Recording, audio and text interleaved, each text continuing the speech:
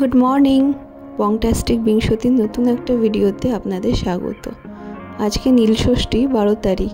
সকালেই বিছানাটা গুছিয়ে নিয়েছিলাম উঠে, তারপরে চানটা সেরে নিয়ে এই জায়গাটা একটু গুছিয়ে নিয়ে ঘরের ঠাকুরকে একটু পুজো দিয়ে নিয়েছি।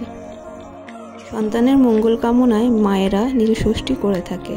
তো আজকে তো আমি উপোসী থাকবো, কিন্তু বাড়ির লোকদের জন্য রান্নাটা করে নিই। তো ফ্রিজ থেকে সবজিগুলো সব বার করে নিচ্ছি।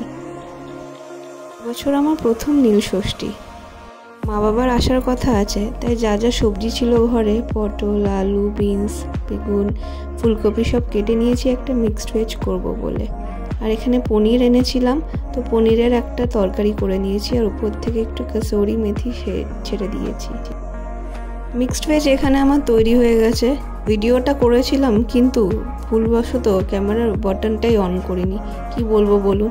যাই হোক, এখানে ভাতটাও আমার হয়ে গেছে, আর একটা ব্লাউজ আর আমার শাড়ি পরে নিয়েছি। এখানে নতুন বস্ত্র পরতে হয়, তাই সেটাই পরে নিয়েছি। আমার ছেলে হয়েছে 2022-এ, আর 2022-এ অগস্ট মাসে আমার শাশুড়ি মারা গেছে। তাই আগের বছরটা আমাদের বাৎসরিক হয়নি বলে নীলষষ্ঠীটা করতে পারিনি। তাই এবছরই আমার প্রথম নীলষষ্ঠী। গতকাল বেনাচিটি গেছিলাম, পুজোর সব সামগ্রী, বেল সব কিনে নিয়ে এসেছি ওখান থেকেই। আর ফল কিনে নিয়ে এসেছি 5 রকমের। আর এই বাক্সটা দেখুন, এর মধ্যে আমি ফলগুলো রেখেছি। খুব ভালো না? আমি এটা কিনেছিলাম একটা লোকাল দোকান থেকে মাত্র 40 টাকায়। মা এখানে আমাকে সব ধুয়ে ধুয়ে এনে দিচ্ছে। 5 রকমের ফল, 5 রকমের মিষ্টি, ফুল আর দুধ, আরও যা যা লাগবে সব আমি গুছিয়ে নিচ্ছি। আর একটা আকন্দ ফুলের মালাও এনেছিলাম কালকে বেনাচিটি থেকে। আর নীল পুজোতে নাকি কাঁচা আম লাগে, তো মা বাড়ি থেকে একটা কাঁচা আম নিয়ে এসছে, আর সাথে গাছের একটা অপরাজিতা ফুল নিয়ে এসছে। কি সুন্দর দেখুন কালারটা। জিনিসপত্রের দাম বাড়ছে। এই ছোট ঘরটা কালকে 280 টাকা দিয়ে কিনে এনেছি। যাই হোক, এর মধ্যে দুধ, জল আর পঞ্চামৃত দিয়ে সাজিয়ে নিয়েছি ঘরটা। এবার মন্দিরে যাওয়ার পালা। মন্দিরে খুব ভিড় থাকার কারণে আমি ভিডিও করতে পারিনি। তো আমার পুজো এখানে হয়ে গেছে, আর বাড়ি ফিরতে ফিরতে সেই 3টে হয়ে গেছে।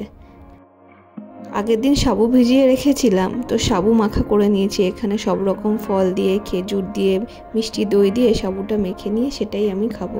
আজকে তো ভাত খাবো না সারাদিন। তো ভাত খেয়ে রেস্ট নিয়ে বিকেল হয়ে গেছে। এখন সন্ধেবেলায় বলে মন্দিরে গিয়ে নীলের বাতি জ্বালিয়ে দিয়ে আসতে, তো সেটাই জ্বালাতে যাচ্ছি। আমাদের অ্যাপার্টমেন্ট থেকে মন্দিরটা খুব কাছে। আমাদের বাড়ির পাশে একটা দুর্গা মন্দিরে আমি গেছিলাম পুজো দিতে। তো হাঁটা পথ, হাঁটতে হাঁটতেই যাচ্ছি। বলে নাকি নীলের বাতি, যেটাকে বলে সন্তানের নামে, মন্দিরে গিয়ে জ্বালিয়ে দিয়ে আসতে হয়, ঘিয়ের প্রদীপ বা মোমবাতি। আমি এখানে মোমবাতি নিয়ে যাচ্ছি। চলুন, হাঁটতে হাঁটতে এখানে পৌঁছে গেছি। এইখানেই সকালে আজকে পুজো দিতে এসেছিলাম। এই যে ছোট্ট যে কাঁচের ঘরটা দেখছেন, এটাতেই শিব ঠাকুর আছে। এখানেই পুজো দিয়েছি। আর পাশে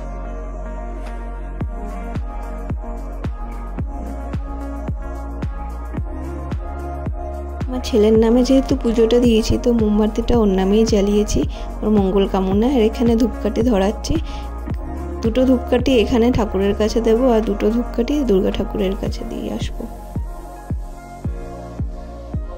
সারাদিন যে ভিড় ছিল, এখন সন্ধেবেলায় বলতে গেলে ফাঁকাই, কেউ নেই, 2-3টে লোক ছাড়া।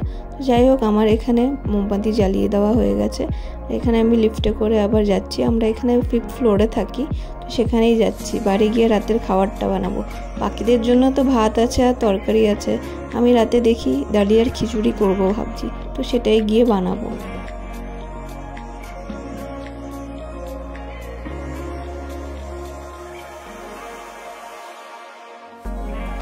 মা বাবা সিরিয়াল দেখছে, আমিও একটু চা খাচ্ছিলাম বসে। আর এই যে আমার সোনা বাবা। এবার মাঝখানে কলকাতা গেছিলাম না, তখন তারকেশ্বরেও চুলটা দিয়ে এসেছি। যাই হোক, রাতের খাবারটা এবার বানিয়ে নিই। খুব বেশি ঝামেলা করব না, সারাদিন উপোস থেকে ভালো লাগছে না। একটু টমেটো কুচিয়ে নিয়েছি, আর একটু এই কারি পাতা দিয়ে একটা ডালিয়ার খিচুড়ি করে নেবো। গরম হলে সর্ষে আর এই কারি পাতা দিয়ে টমেটোটা নরম হওয়া অবধি ভালো করে নাড়িয়ে চাড়িয়ে, তার মধ্যে মশলার মধ্যে জিরে, হলুদ আর অল্প একটু নুন দিয়ে, আর এই ডালিয়াটা আর মুগ ডালটা ভেজানো, এগুলো দিয়ে তৈরি হয়ে যাবে আমাদের খিচুড়ি। তো খিচুড়ি খেয়ে আমরা একটু বেরিয়ে পড়েছিলাম। মা বাবা এসেছিলো বললাম না, মা বাবাকে ছাড়তেই যাচ্ছিলাম।